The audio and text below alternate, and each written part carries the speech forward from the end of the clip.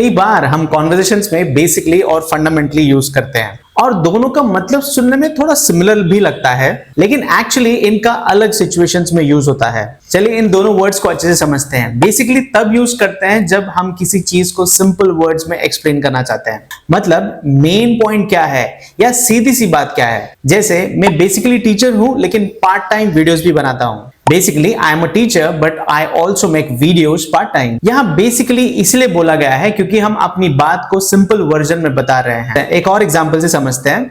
वो बेसिकली ये कहना चाहता था कि उसे मदद चाहिए। Basically he was trying to say that he needed help. तो बेसिकली का मतलब हुआ कॉम्प्लिकेटेड डिटेल्स में नहीं जाते हुए बात को समझने के लिए या समझाने के लिए काफी आसान बनाना। अभी फंडामेंटली क्या है, ये भी तो सेम वर्ड है ना?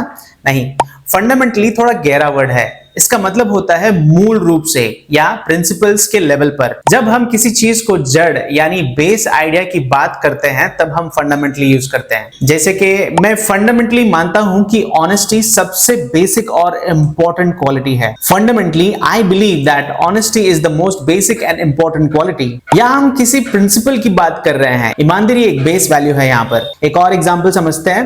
ये दोनों फंडामेंटली अलग सोच रखते हैं। They both have fundamentally different ways of thinking। मतलब सिर्फ ओपिनियंस ही नहीं बट उनकी सोच की जड़ ही अलग है। चलो शॉर्ट में समझते हैं। बेसिकली मतलब जब बात को सिंपल बनाना हो, और फंडामेंटली जब बेस प्रिंसिपल या रूट आइडिया की बात करनी हो। सिंपल वर्जन में बोल सकते हैं बेसिकली इजी एक्सप्लेनेशन के लिए और फंडामेंटली डीप अंडरस्टैंडिंग के लिए।